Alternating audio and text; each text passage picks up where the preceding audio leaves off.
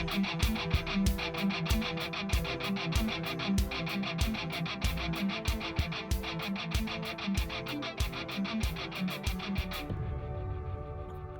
is Dr. Jerome Corsi. Today it is Tuesday. It's September 24th, 2024. Thank you for joining us on thetruthcentral.com. We're doing podcasts every weekday. On X, you can find me at CorsiJerome1, and you can find us on Substack at jeromecorsiphd.substack.com. There's a number of subjects I want to cover today. Number one is the United Nations is meeting in New York City, and so they're declaring themselves now to be the new world government. They think that they can have all the different branches of the United Nations organized under the Secretary General. Secretary General will be the unelected king of the world, and the United Nations will declare emergencies all the time so that they can have emergency powers and then dictate to all the nations of the world what they want to do. This is their Agenda 2030, which they're going to try to jam down the throats of everybody in the world and form their new world government, which I think nobody but they want. You can't stop these people. It doesn't make any difference that no one wants it, that they're not elected, they don't have popular support anywhere. But yet this elite thinks they can just get away with it. They've got the money, they've got the media, they own the United Nations, they have the power. And so therefore, what are we going to do, they think, to stop them from using the technology to enslave us? Let's hear a few things that they're saying. Chris has got a couple clips. Let's hear from yesterday what the meeting sounded like, and all these globalist nutcases who think that they can dictate to the world. Let's hear how they go about it. Chris? I want to preface it first because there was an entire day of diplomats and dignitaries speaking about this and in front of the General Assembly all morning on Monday. Some of them were ambassadors and some of them were world leaders. Here are a few, leading off with the president of the Czech Republic, speaking about Agenda 2030. And these are very important words, and I suggest anybody listening, listen very, very closely to what these people have to say, because this is something that we should be heeding. The 2030 Agenda is our common goal and the roadmap for sustainable development.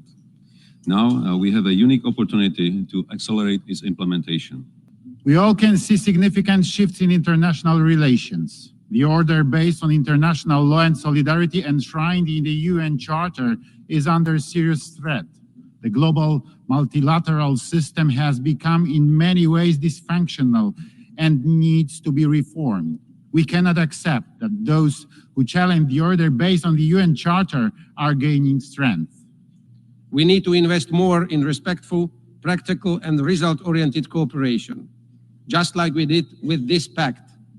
It's also a way to reduce the mistrust among UN members and institutions.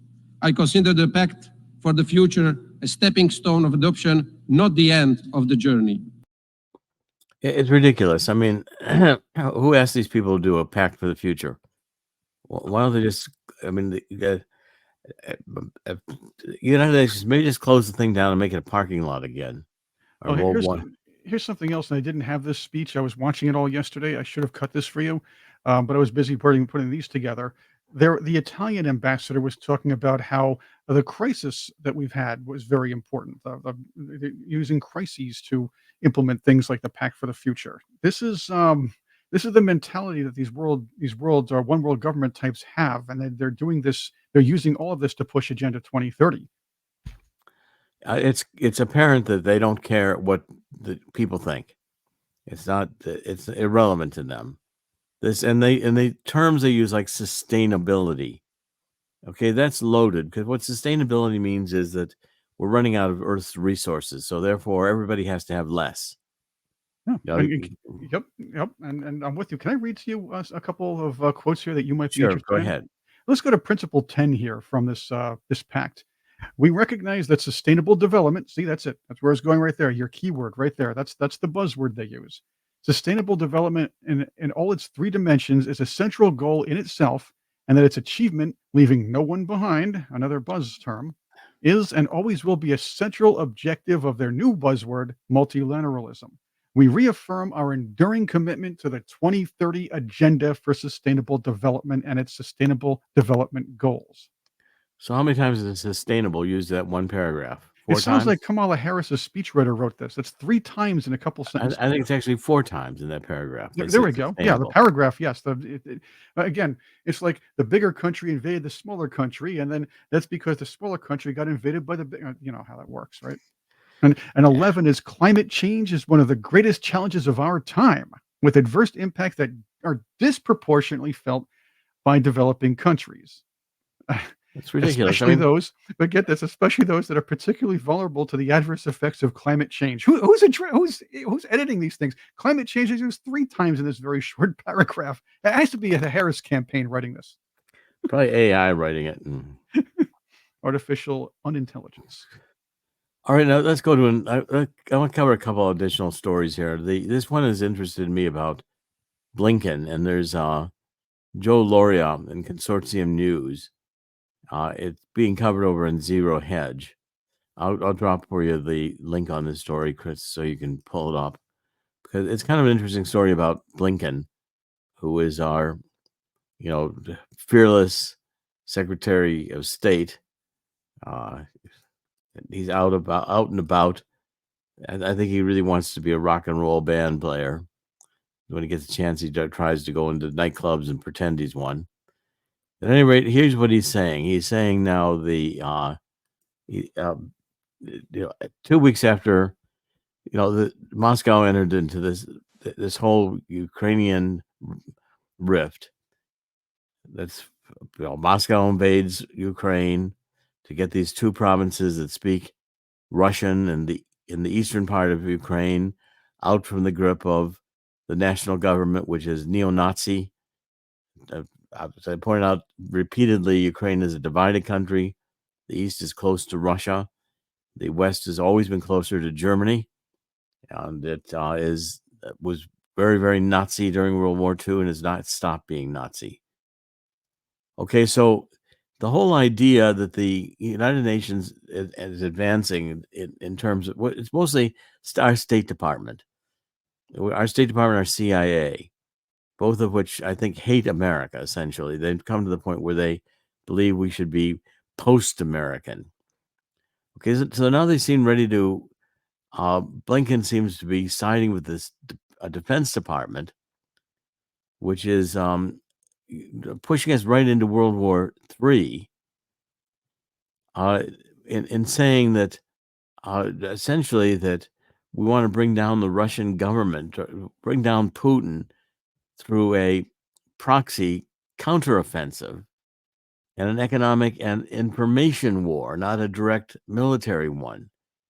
So you've got a new policy of the United States saying that we're not going to intervene directly. So our genius U.S. Defense Secretary Lloyd Austin says, President Biden's been clear the U.S. troops won't fight in Russia in Ukraine.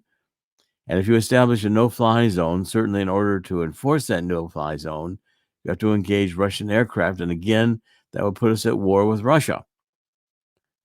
So they don't want to admit that we're directly at war with Russia. They want to do it indirectly through Ukraine, a proxy war.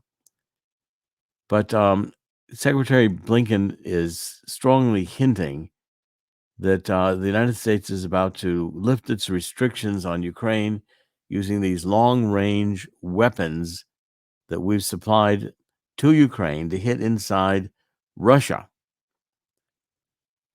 And there's pretty strong indication they've already made this decision in private. They're just waiting to implement it. Now, if that happens, if NATO attacks Russia through trying to make it an attack by Ukraine with NATO-supplied weapons, it's insanity to think that Russia's not going to respond. What's Russia going to do? Say, okay, just launch missiles into Russia. We're just going to ignore it? These people are nuts, and they're urged to create a crisis in order to gain power and manipulate the media and the narrative is ridiculous.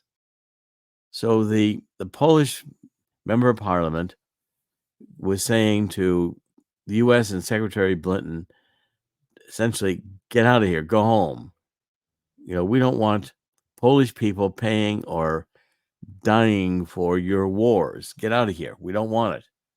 Don't think that Poland's going to engage in enforcing this no-fly zone for you in order to set up the pretext where you can launch long-range missiles into Russia through Ukraine's action, through Ukraine's military.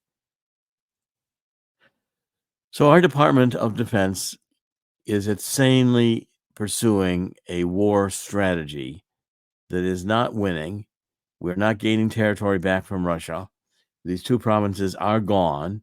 And what we're doing is we're now in the process of saying, let's just ramp up the violence. Let's ramp up the confrontation with Russia, and let's go to war. So this sector of the world is insane. Chris, you want to comment? The Biden administration has not only allowed new wars, but it seems to be sponsoring these wars as well. It's funny how you look at it. The idea is, well, we're not sending boots on the ground. We're not fighting, although that's been hinted as well. Now we're talking about, hey, well, look, they're doing it amongst themselves. The problem is the American taxpayer that's funding this. They don't seem to mind. We're not only funding the actual war itself. We're funding NATO as a whole to do the proxy attacking for us now, or the proxy supplying for us now, all to make it look like during the campaign season, well, we're not really doing anything. We're just helping others do all of this. And then we don't know what's going to happen in the next 4 years. You might see, I hate to put it this way, you might see some boots on the ground if the wrong choice is made. Well, in the Middle East, again, Israel has now struck more targets in Hezbollah, in southern Lebanon, and the Iranian-backed groups that are attacking military facilities in northern Israel. So the attacks are escalating on both sides, and these attacks come up a day after Israel carried out airstrikes against the armed group, which the Lebanese authorities said killed over 500 people and sent thousands fleeing for safety. Because what Hezbollah does is it puts its military in the middle of the civilians. Oh, Go yeah, ahead, Chris. and you saw what happened in the Middle East, right? You knew things were going to get bad when Hezbollah started doubling down on going after Israel. What we found now, and this worries me a little bit, with Israel having the technology to just blow up the terrorists' pagers and electronics, their walkie-talkies, one wonders if an enemy nation is going to have that particular kind of technology to blow up our people. That's something we have to think about in the future when it comes to, let's say, pushing war. Well, the entire violence in the world is ramping up. Right. At the same time, you've got the UN doing a power grab to try to make itself king of the world. Yes. And then And Biden's going to speak to the UN probably like today or tomorrow, and he's going to come on, if he's coherent at all, and try to brag about his foreign policy successes. yeah, well, that'll be a short speech, right? That'd be a very short speech. But again, the crisis opportunity is enormous. I mean, I'm watching also a couple of other developments here. One is we've got the economy really about ready to completely collapse. I don't see how this economy is going to sustain itself in any meaningful way with the amount of debt we've got. The debt factor is enormous, and it's not going away. It's we're spending money at an increasingly rapid rate for money we don't have. All we're doing is just pumping up the national debt. Where are we now? 35 trillion and counting.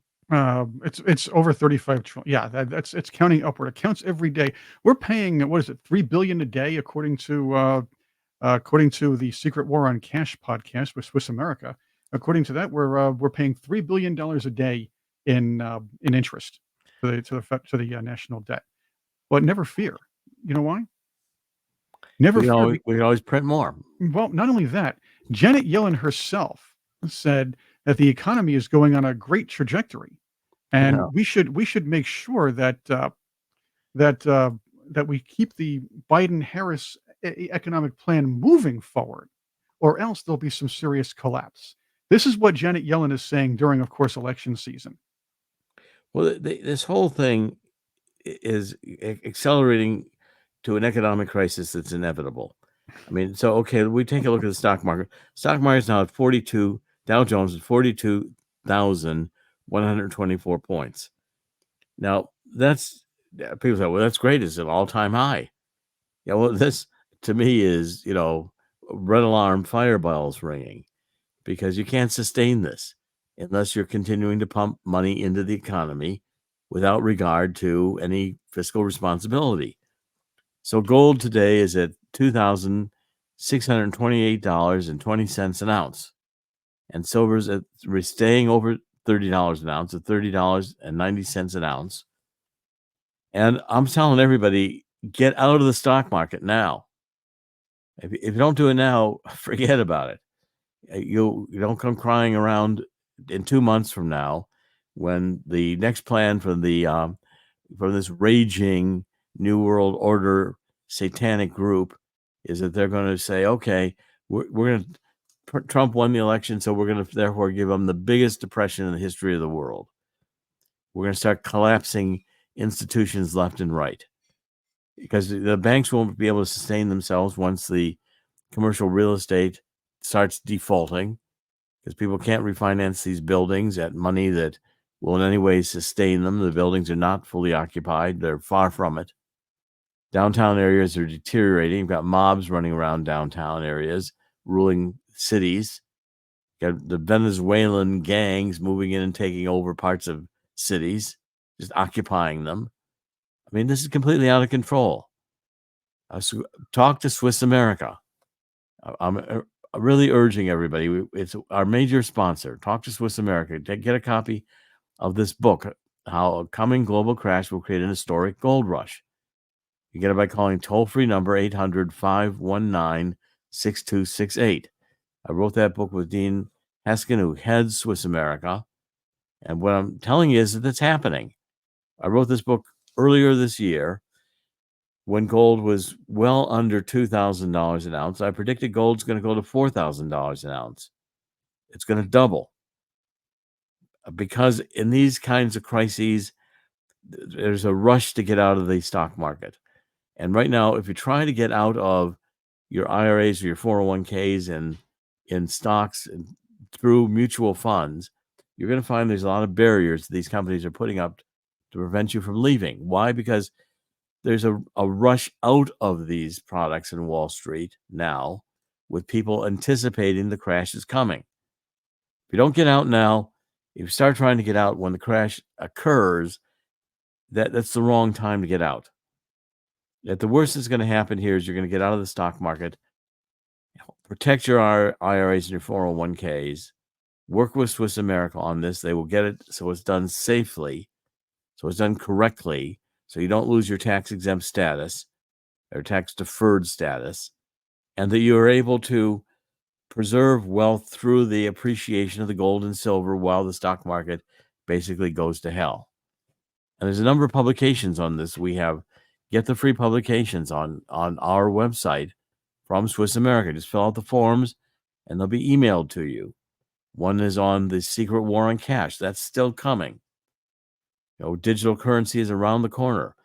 You've got to realize that right now, as we get into the end of September and the beginning of October, we're entering the final phase of the presidential election. So everything's going to be in abeyance until we decide who's going to be the president. And the problem here is that if we decide it's going to be Trump, then we go back into resistance and the economy is going to tank very fast. If it's Kamala, it's still going to crash because you can't sustain this level of debt. Okay, also the Walking Liberty half dollar. You can see that right there. Fill out this form. You can get up to 250 of these coins as a one-time introductory offer at virtually their price and their value today in silver. They're very high silver content, like 99.99%. They're very high silver content. At least get some gold and silver. So you have some. It's the only thing that's going to appreciate.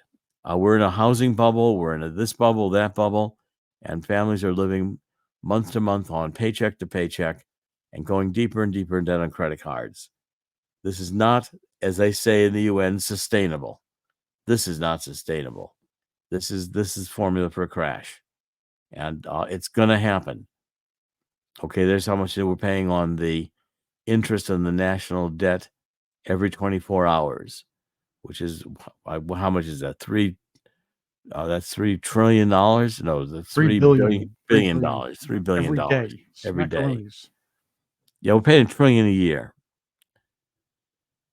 on debt interest. It's ridiculous. Okay, now the election. Let's cover the election issues with this God's Five Stones and what we're doing on our. If Chris will go to the website, actually, I want people to see it for a minute. I published an article yesterday on God's Five Stones, which shows how the intelligence agencies are actually running the elections. This is a very important article, and I want people to read it because it shows you why the algorithms are in the state database. We have state election boards of election, and I think we're going to find in every single state that there is an algorithm, a secret code written into the software on the mainframe of the board of election that permits there to be non-voters, non-existent people hidden as with real state ID numbers hidden in the mix like a card trick. Is card marking algorithms. The whole nature of how you would write a card marketing scheme is being applied to create voters that aren't real.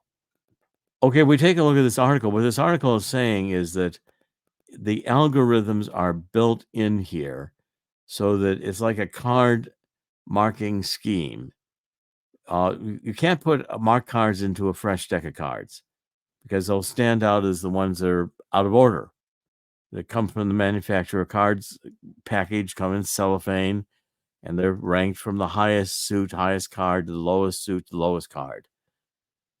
And when you put a card marking scheme, you've got to find out a way to mark the cards and get them into the deck so nobody knows they're there.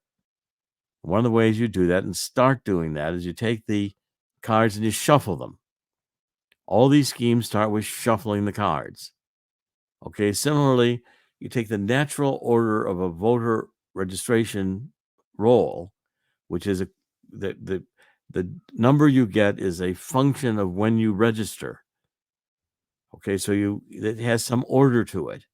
Well, when you remove that and you use an algorithm to put into place the order of the cards or the order of the registered voters, you've got arbitrary order. Okay, and that means you can take and say, separate items with an algorithm. So you have a number that you're adding from this one to get to the sequential next one. And in between, you can put others. I explain this by saying everybody knows that, who their first child is. The first child is born. Second child, third child, you say, does very well in athletics. You know who you're talking about. But the problem here is the state says, well, your children your first child is number 1. Your second child is number 12. Your third child is number 23. Fourth child is number 34. Fifth child is number 45. And your sixth child is number 56. You say, what? I don't have 6 kids. And so, well, according to our records, there's 56 kids in your record. I have 6 kids, not 56. So no, you've got 56 kids in your voter record, but they're not all my kids. So the Board of Elections says, we know that. Number 1 and number 12 are your kids. We put 11, other cards, other kids in that stack. We got them somewhere else in the database. And so therefore, they belong to someone else, those 11 kids. And by the way, 3 of them we made up. There's no kid there at all. It's just a made up number. But because they are now ranked in the state's order of voters by the algorithm, they each get a legitimate state ID. That's the whole point of this, because then the legitimate state ID can vote a mail-in ballot called upon at will by the people who organize this scheme. And when that is voted, It counts because it's the same number on the outside of the envelope of the mail-in vote. And that's certifiable. It will even pass a test when you are going to have a recount. It's not just creating votes. And the scheme is inside the Board of Election. Now, I'm not saying the boards of elections are crooked. I'm saying they were penetrated. And I'm raising the question of whether the intelligence agencies have decided to run our elections. That's the real question I'm raising. And I think they have. I'll be elaborating on that theme over the next few days. Okay, so as we wrap up today, looking at all the things we're presenting with, we are in a mess. This is a very desperate period of time. And I'm going to do some broadcasting to show you that the real cryptographers agree that the decoding we're doing on these algorithms is correct. They're really there. They can't be denied. That's the power of what we're saying. They can't be denied. So go to God's Five Stones, and for those listening at audio, is G-O-D, no apostrophe S. G-O-D-S, no apostrophe.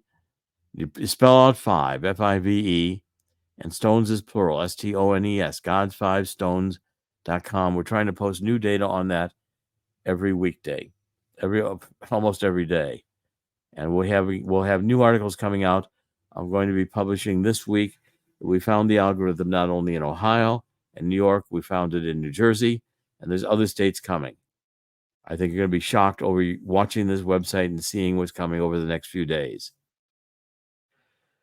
This is Dr. Jerome Corsi today. It's been Tuesday, September 24th, 2024. The world's a mess. It sure looks like end days. Looks like we're headed towards nuclear war and economic disaster. And I'm encouraging everybody to understand that in the end, God wins. God will win here too. God's sovereign.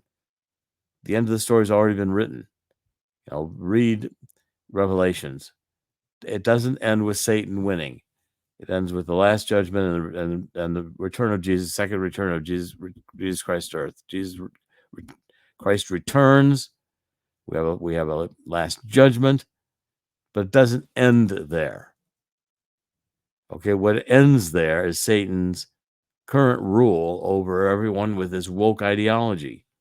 And I've been writing book after book after book trying to expose this. Take a look also at the book I've written on this and the anti-globalist manifesto, which is another really important book in terms of really explaining how we're in a situation right now where we need to reject this woke ideology. Dr. Jerome Corsi, join us also in the spirit of 2 Chronicles 7:14. We've got to get down on our knees and ask God's repentance for letting us get to this point. We need revival. We need global revival. If we do so, God will hear our prayer and heal our land. We desperately need healing. This is Dr. Jerome Corsi. We'll continue podcasting. We're going to win this battle because God has no intention of losing it. We need to do our part fighting this and carrying the word forward. Please spread the word on thetruthcentral.com. Follow us on Substack and on X. And please take a look at God's Five Stones. There's a lot of content there. Educate yourself on how these algorithms are designed to corrupt elections and how we've got to get rid of them and how we have to understand how evil this attempt is to steal elections. Please join us tomorrow. Thank you for joining us today. God bless.